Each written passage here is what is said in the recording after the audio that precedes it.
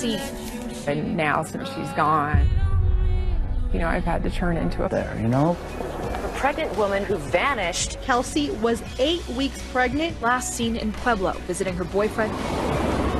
Friends and family would get text replies back, but they said that it just didn't quite sound like Kelsie. I did have a sinking feeling in my stomach.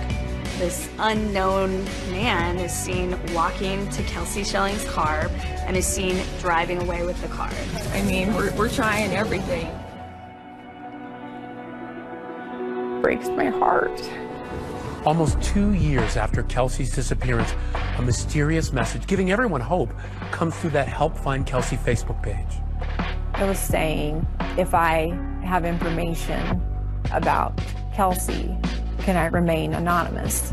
When Laura responds, a man emails her saying, "Ma'am, please, your daughter is not dead."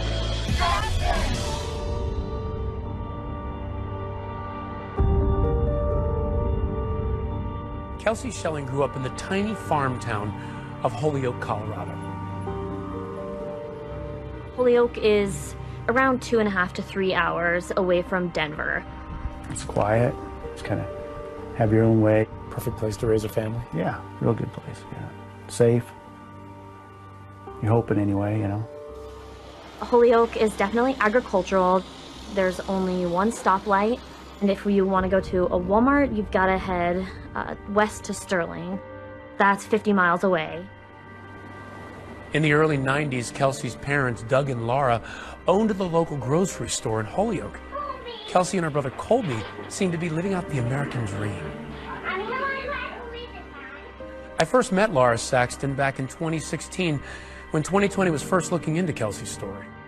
You know, she's just always been a little firecracker.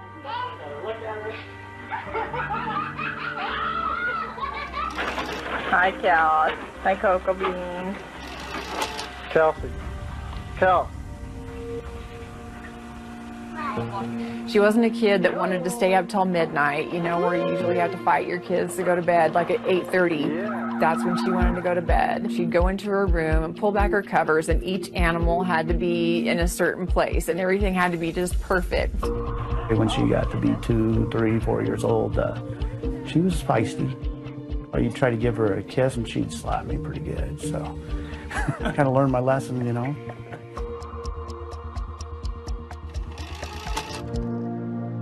My first impression of Kelsie, she was just an active, outdoors, fun-loving girl, liked to do a lot of sports. When my daughter and Kelsie first met up, their true love was playing basketball together. I was her coach, yeah. Here she is right here. Wow. She's the point guard? Mm-hmm. When we were still in elementary school, her dad took us out and let us drive on the dirt roads, which is pretty common around here. Kelsie could just laugh about things like that, and her laugh made us laugh. She'd start to giggle, then you would start to giggle, and so that's what made being around Kelsie so special.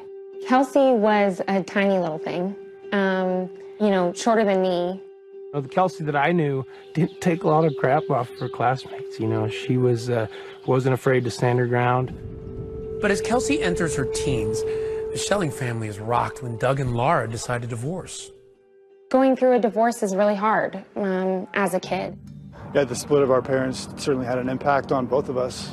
Colby. Colby lived with me, and Kelsie lived with her mom. It was a real dark time for the whole family. It was a rough age. You know, after her dad and I got divorced, it was just she and I together alone for a lot of years.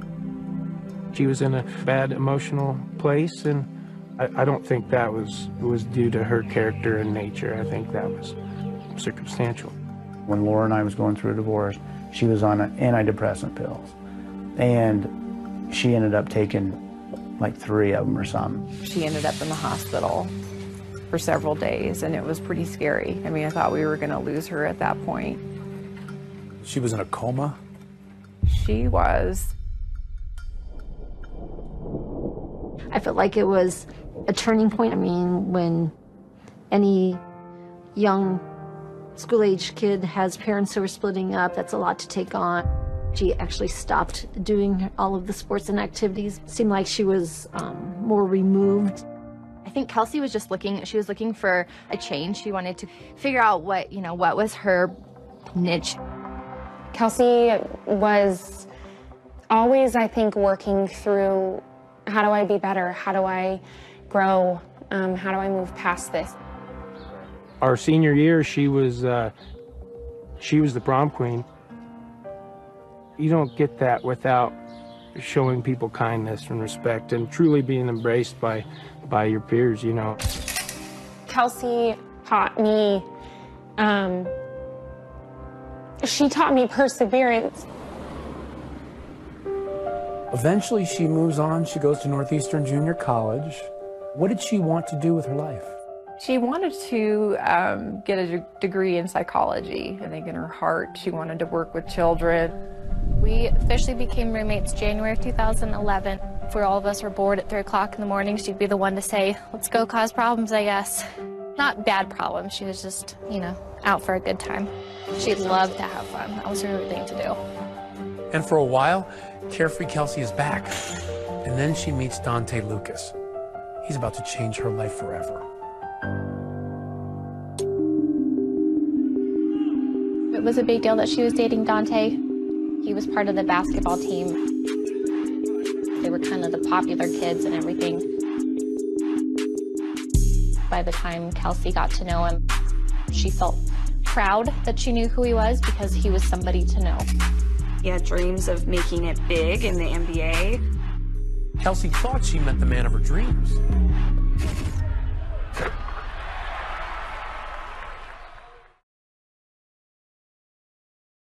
Marker. Please say your full name and give us your title. Lisa Wayne, attorney at law. Well, I had the privilege of being down in Pueblo in the 80s, and I was a public defender. Pueblo's a small town in southern Colorado. Used to be a steel mill town. The steel mill shut down in the 80s. Pueblo was founded and built by people that came from all over the world. We're the home of the Pueblo chili. Everyone that lives there is so proud of this town. Kelsie's love interest, Dante Lucas, lives in Pueblo. Sarah Lucas, Dante's mother, is raising all 4 kids on her own in this Colorado town, set on what's called the Front Range of the Rocky Mountains. In the town of Pueblo, a 6'7" star athlete stands out.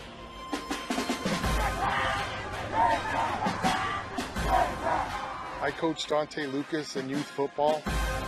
He was a coach's dream. He was a real polite kid, wanted to learn the game of football and just really quiet. Dante Lucas was super close with his mother, Sarah. On the football field, she was one of the most supportive parents. For Dante, football wasn't his sport. I'd say he's a better basketball player, which happened later in his career through high school here in Pueblo. Dante Lucas was a very well-known basketball player. He was going to be the one who made it out of Pueblo.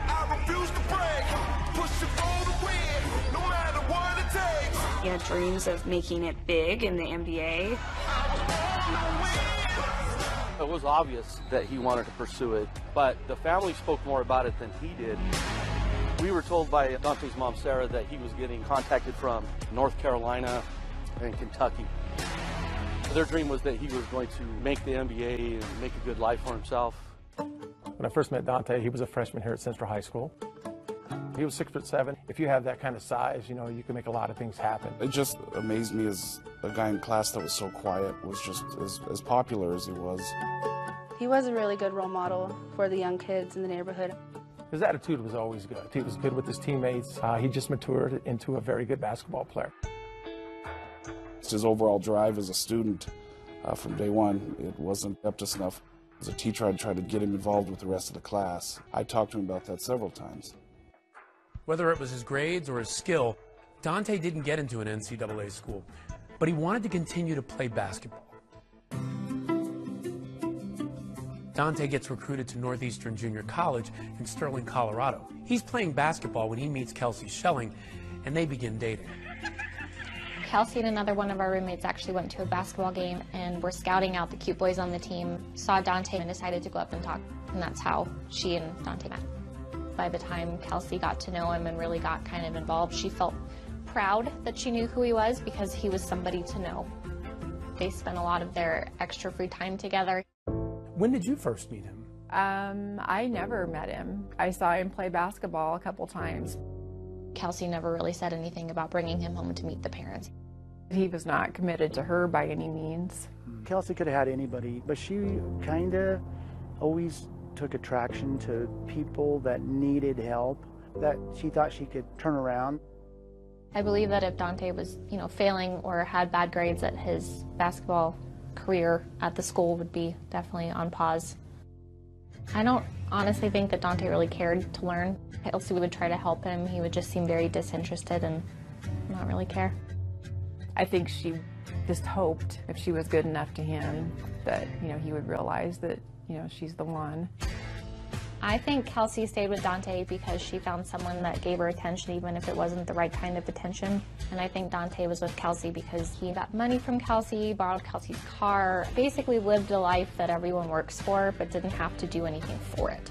Just had to be there. There were good days in the relationship with Dante, and then it just went south.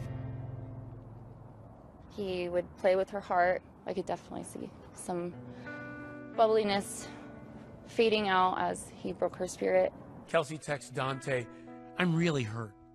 The way you talk about me to other people is your true feelings. I guess I'm just a fool. I'm so heartbroken." Days later, Dante would respond, "My phone's been dead the past few days." And then afterwards she'd be like, "Oh, well, he's better, he's gonna be better." And then she'd be happy. Dante left Northeastern Junior College because he was kind of done with his studies. After Kelsie leaves Northeastern Junior College, she lands in California, but she doesn't stay there long. Why did she decide to leave? Mostly it was financial reasons. Where did she go from there? That's when she moved back to Colorado. Was living in Denver in her dad's apartment, and she had started working at Floor and Decor. When did she start going out with Dante again? Over the holiday time frame, November, December, he would stay with her, but then he'd go back to Pueblo sometime. Were you worried that he would come back and what that would do to her? Absolutely. I saw what it was like before, and I didn't want that to happen to her again. She didn't want that to happen to her again, because she knew the kind of person that she became when she was with him. How in the world did they get back together? I don't know. She missed him, I guess. Kelsie has a surprise for her family. She's pregnant. She called me when she found out she was pregnant, and she was stressed, very stressed. I could tell she was scared to tell me. Just told her, "I will support you. It's going to be okay." She was happy. Did she tell you anything about Dante's reaction? She said he was mad. She and Dante would be texting, and he would stop responding either during arguments that they were having. She would then get upset, wait to hear back from Dante, and left in limbo, and it was very aggravating for her. Kelsie texts Dante, "You were my best friend. The only thing I lived for day after day. What happened to us? It wasn't supposed to be like this." One time I'd talk to her and she'd say, he's kind of coming around and Dante will never abandon the baby. But a child with Kelsie was not in Dante's plans. Kelsie gets a text from Dante, and he says that he has something for her. He alludes to a surprise, and he wants her to come to Pueblo.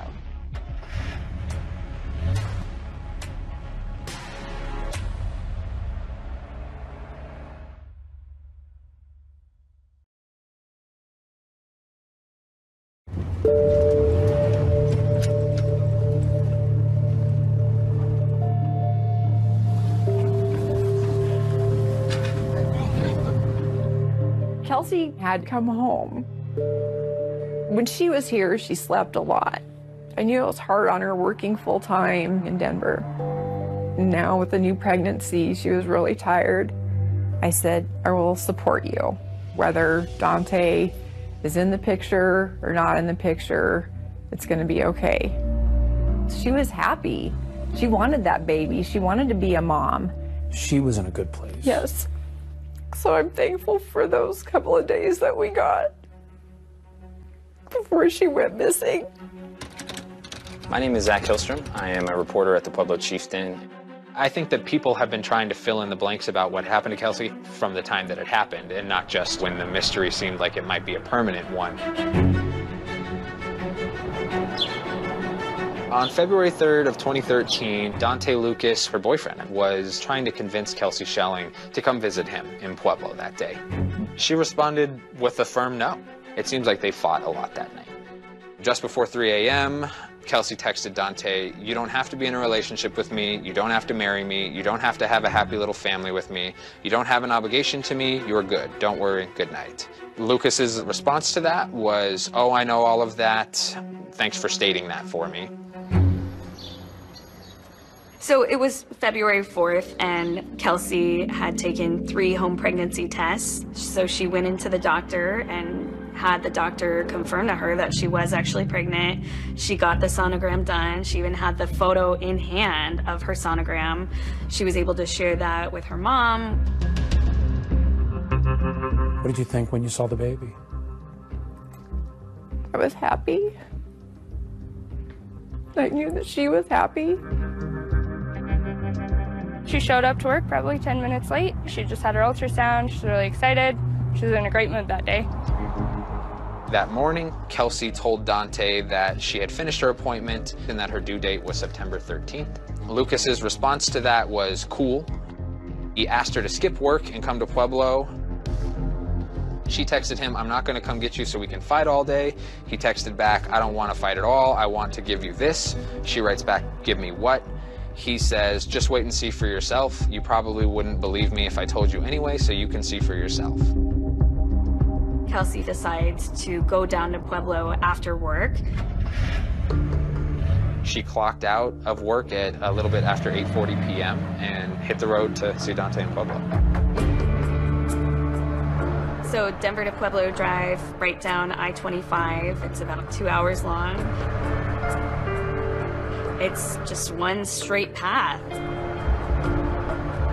Not a lot of people are out on the roads. It is a lonely, quiet drive.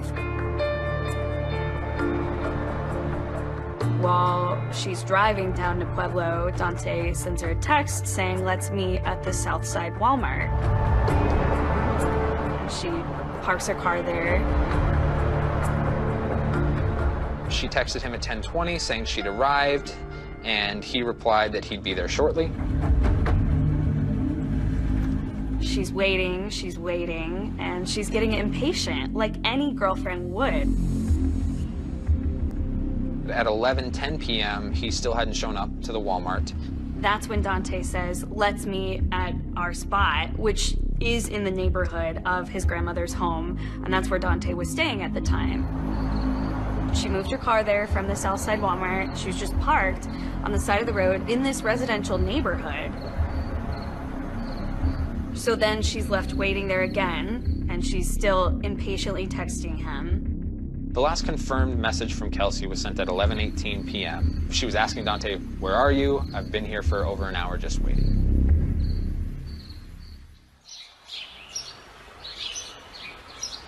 The following day, the 5th, she didn't show up for work. So I tried calling her, couldn't get a response. So then I shot her a text message asking her where she was, why she wasn't at work. Got a text message back right away saying that she was in the hospital having some tests done. And she said that she was not having a baby anymore, it was growing in the wrong place. I tried calling her on Wednesday. She didn't answer her phone, which is kind of pretty rare, and then I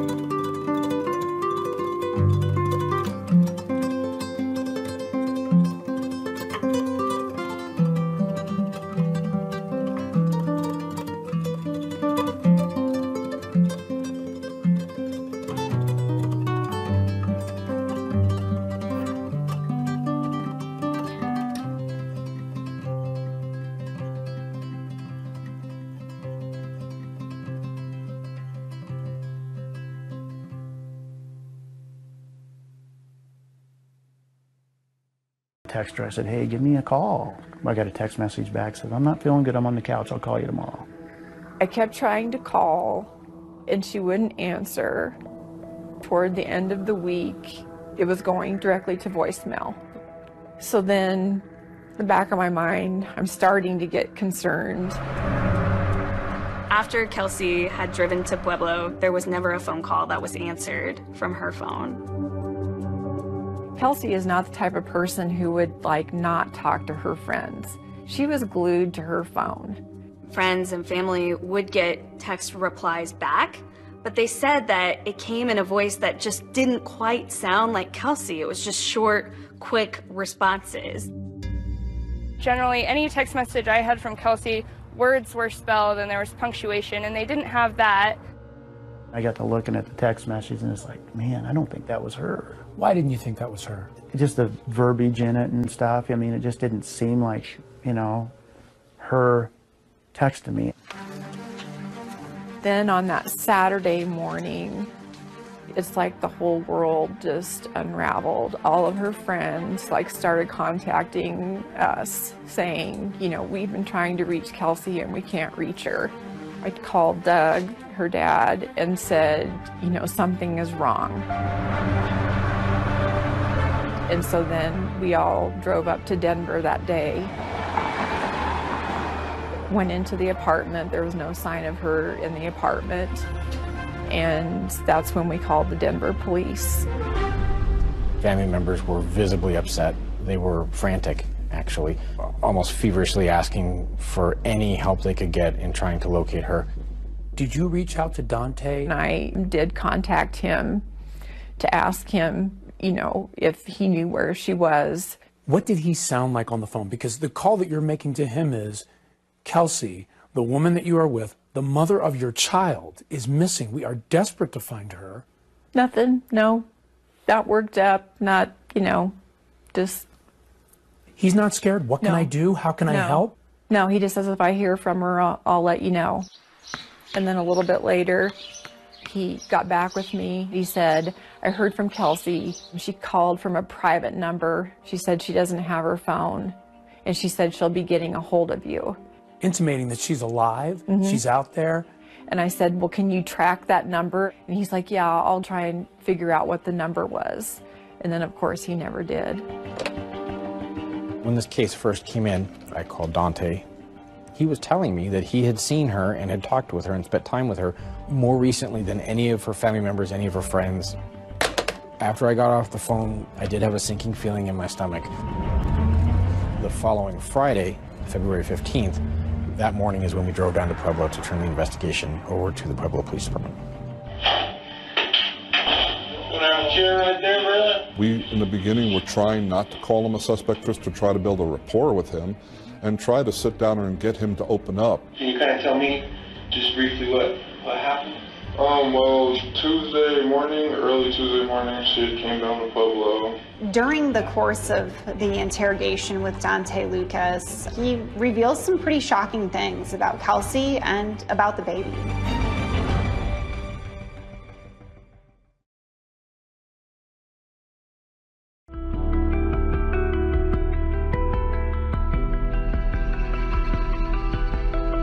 Now to the mysterious disappearance of a Denver woman. Pregnant woman who vanished. Kelsie was 8 weeks pregnant. Last seen in Pueblo, visiting her boyfriend, Dante Lucas.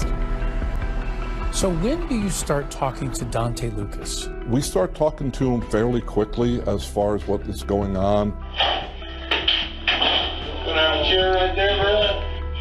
Police bring Dante in for questioning, and immediately he denies a romantic relationship with Kelsie. Now, is she your girlfriend, or no? We never were actually in a relationship. Can you kind of tell me just briefly what happened? She came down to Pueblo, and we're talking or whatever. She ended up, getting mad at me or whatever. Dante tells Officer Robinson that Kelsie slept in her car in Pueblo. He said that they met up again the following morning and that he brought Kelsie Schelling to Parkview Medical Center, where she went inside. So, went to Parkview, and she went in and stayed for about almost 2 hours, hour 45 too. We have no record of Kelsie Schilling ever being here at Parkview Medical Center. Now, what do you check to find out if she was here or not? We have a medical records system that keeps track of every patient that's ever walked through our doors. So for you, there was no way she's ever here? That's correct. He alluded to the fact that she may have had a miscarriage. She came out and she told me that she wasn't pregnant. Just the day before in Denver, Kelsie's doctor told her that the baby was healthy. So then after we left Parkview, Dante claimed that he and Kelsie then went to the Southside Walmart. Kelsie was going to grab some snacks before she made the drive back to Denver. She went to go get some snacks, like something to eat, because she was hungry. And then came back out, we ended up talking, and she ended up telling me, like, get out of the car at Walmart, and she didn't want to take me home. So I just left from Walmart, started walking home, and then my mom came and got me. But surveillance video from Walmart reveals a different version of events. He contends that the two of them are together, and clearly, based on the surveillance, it's one person. It's him getting out of the car, and no one else exits. When the car was parked at Walmart on February 5th, police believe that it was Dante Lucas parking that car, getting out and walking away. They have pretty good surveillance video showing it. The car sat there overnight. The morning of February 6th, this unknown man is seen walking to Kelsie Schilling's car, parked at the Southside Walmart, and is seen driving away with the car. We have no idea who that person was in that video. It's a car that that person is familiar with, and we know earlier that Dante had the key. Who do you think that someone was that came back and drove that car away? You know, there's similarities to Dante, but it's nothing that we can 100% say that is the person who drove it away. When Dante Lucas talked with police, he didn't paint the best picture of Kelsie. He painted a picture of, you know, just that she was kind of troubled. She had like bad anxiety, she has anxiety attacks, so she had pills for that. What can you tell me about that? She's told me before that like she's ended up in like the hospital a few times from like overdosing, I guess. Dante cast her to police as someone who had troubles with drugs. No. No? I don't believe that, no. She just one time she told me about suicide, but she told me she ended up in the hospital behind it like multiple times. When she was 15 years old, she did. So yes, she has had that in her past. But if she committed suicide, you would find her body. I mean, she was happy. She wanted that baby. She wanted to be a mom. So at this point, Kelsie has been missing for more than a week. But on Valentine's Day, February 14th, 2013, her car is discovered. The car of a missing Denver woman has been found in Pueblo. Detectives will be examining Kelsie's car. It was big news when Kelsie's car was found at St. Mary Corwin Medical Center. How did it get there? What happened to Kelsie? I knew once her car was found that something horrible had happened, because there's just no way that she would have gone somewhere and left her car. To find the car and no Kelsie. And no Kelsie. We did not have any good security footage that could tell us who dropped off the car, how the car got there. Normally, if someone was going to go away for a few days, they take their car with them. So we are now leaning towards foul play. So we accelerate the case. Police start working backwards. They start going through surveillance video, and what they find is pretty surprising. Less than 12 hours after she would have arrived in Pueblo, surveillance video shows Dante in her car at an ATM in Pueblo. He's driving and he takes $400 out of Kelsie's bank account. But is it suspicious for you that he uses that card after the date where you pinpoint Kelsie was missing? It is part of the suspicious activity, yes. Because Dante withdraws money from Kelsie's account without her in the car, Dante is brought in for a second time by Pueblo police. This is the second time I talked to you. These detectives had a wealth of information to go at him. Why'd you get the money? The money? Mm-hmm. What money are we talking about? 11:39 at the bank. You're on video, dude. In her car with her credit card. You're on tape. Yo, this for the 400 that you're talking about? Mm-hmm. This is for my phone bill. Why didn't she go with you to the ATM? It's not in the car. It's on the video. It may have been while she was in the hospital. Honestly, I'm not sure about like I said, like my time frame has been messed up. The detective moves on to another topic, talking about why there's no record of Kelsie ever showing up at the hospital. There's no record of her ever being at Parkview. That's like all I have to say. Now here's the thing. Instead of pressing Dante on these contradictions, they move on to an unrelated topic. When you dropped her off, when she dropped you off at Walmart, where were you parked at? I mean, like, apparently you guys know, so, like, I don't understand why you, like, I told him one time, like, that's all I can say about it. When she dropped you off, when was that again? Can I speak to a lawyer, please? So if you guys keep asking the same questions over and over, like, I was like, speak to a lawyer. Once he requests a lawyer, all questions come to a halt. Unfortunately, this is a very poorly executed interview. I think it's a tremendous missed opportunity. Once he shut down, our avenues of trying to talk to him end. And how did you read that? As the possibility that he knows something. Dante Lucas was arrested on February 15th. They don't arrest him on murder charges. He was arrested on felony identity theft charges for using Kelsie's debit card at the bank that day. But those charges were later dropped when investigators found out that Kelsie did, on occasion, give him permission to use her bank card. How do you prove she did not or did give him permission at that time? And since you had permission to do it before, it makes it a very difficult case to prosecute. He's released. He's, living his life. Do we suspect foul play? Yes. Have we come up with a body? No. Dante is a person of interest in the fact that she's missing. Hoping to get Dante to talk, police bring in the person who knows him better than anyone.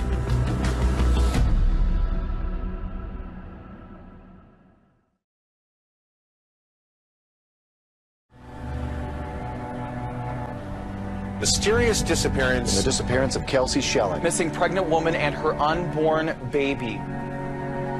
World, I want to leave you better. As journalists, these are the stories that keep us up at night. This was a story that I spent 4 years working on and reporting on. 5 years of no answers. I wanted so badly for there to be justice in this case. To let you see Even though Kelsie's car was found in Pueblo, Kelsie hadn't been found. Police, maintained at that time that it was a missing persons case. When the charges of identity theft are dropped in March of 2013, police can't get Dante to talk again. You'll have a chair right there. I'll grab your water and we'll be there in a second. So they take a different tact. They decide to speak to his mother, Sarah Lucas. I would love to clear Dante and move on. If Dante would come in, do a polygraph, we ask him like 5 questions. If he passes that, we can move on and look other directions. I will relay that to his lawyer, and I know my son wants nothing more than to find out what happened to her. Detectives ask her about February 5th. That's the day that Dante was seen on surveillance camera parking Kelsie's car at Walmart. Did you in fact pick Dante up? I did pick my son up. At that time, did you see Kelsie? Was she with him or? No, she wasn't with him then. Do you know where she was? Yes. Sarah gives Dante an alibi for his whereabouts on February 6th, when that unknown man is seen moving Kelsie's car from the Walmart. On the 6th, Dante, or somebody that looks remarkably similar to Dante, I'm not going to say 100% was him, but went back and picked it up. There's no way that was him. There's no way he was at home. I know my son. He's not capable of hurting anybody. But it's been 3 years since this case happened. No one's been charged. That's right. You have inconsistencies, lies, but without a body or any direct evidence that tells us something happened to her, to a homicide, it may happen one day, but right now it's, we haven't had any evidence to reclassify it. You look at the Pueblo Police Department, they probably didn't have as many resources, and her family quickly became frustrated with how this investigation was progressing, or kind of the lack thereof any progress. Kelsie's still not a victim, according to them. There's not been a criminal act committed, according to them. We just want an effective investigation done into Kelsie's disappearance. Her family is pleading for your help. We're doing everything in our power to find our missing loved one. We tried to push Pueblo police for answers. We were there for every press conference, every event. We just weren't getting any new information from them at all. And to me, that was so frustrating. The investigation really isn't being handled properly. Laura Saxton always been a fierce advocate for her daughter, and I don't think she'll rest until Kelsie is found. Many in Pueblo are not giving up on finding clues that could help find Kelsie Schelling. Why do you think people feel so strongly about Kelsie's case? You know, they can't believe it. You know, they try and imagine what if it was their child.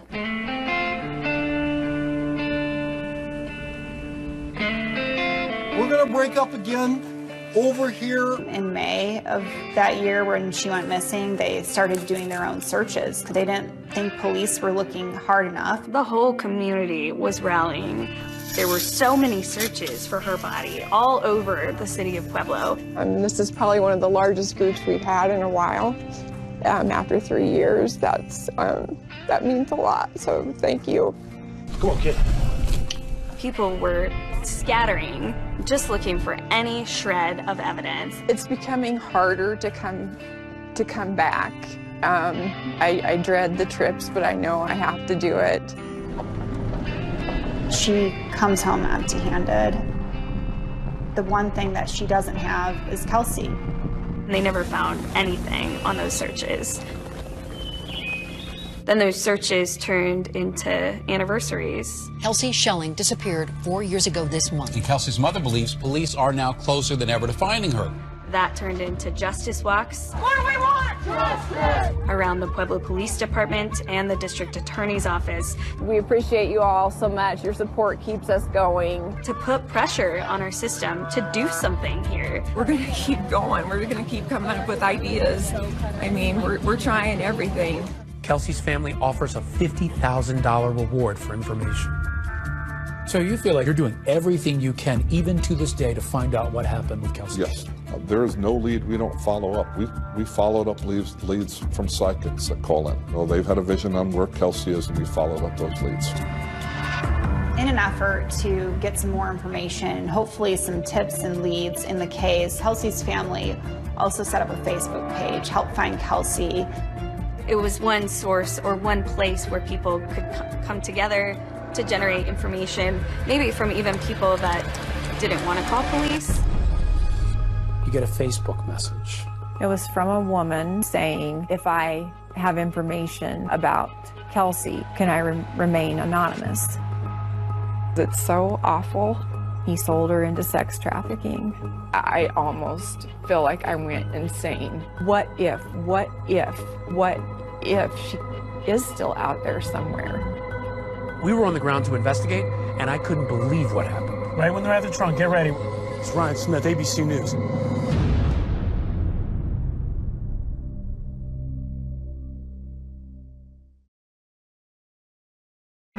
The car sat there overnight. This unknown man is seen walking to Kelsie Schelling's car and is seen driving away with the car. And Kelsie's just gone. Kelsie had taken 3 home pregnancy tests. Now, is she your girlfriend or no? We never were actually in a relationship. The lead suspect stops talking. Can I speak to a lawyer, please? It's a dead end. These are the stories that keep us up at night. But an undercover volunteer befriends him. I had to play the role that I didn't know what was happening, so I was like, oh my gosh, what's going on? Like, what is happening? Okay, they're both rolling now. There's a sting operation. Right when they're at the trunk, get ready. We're about 10 seconds away. Marcus Ryan Smith, ABC News. How you doing? I know that my testimony could potentially help take him down. The anxiety level was high, the tension was high. A witness in the Dante Lucas trial was found shot to death. Another moment where your jaw hit the floor. When they came and told us the verdict was in, we all were just like Oh my God. Her mother simply won't give up on finding Kelsie.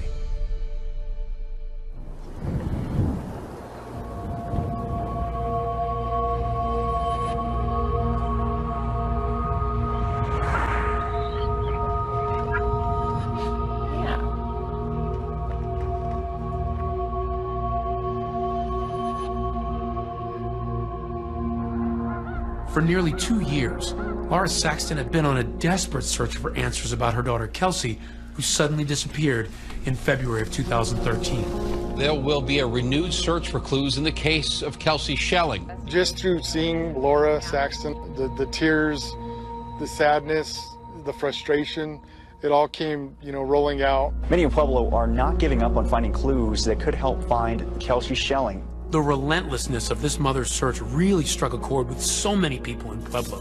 Scores of locals turned out to help Laura search all around the Pueblo area for any trace of Kelsie. Over here on this other hike and 2 more groups. The ride home is always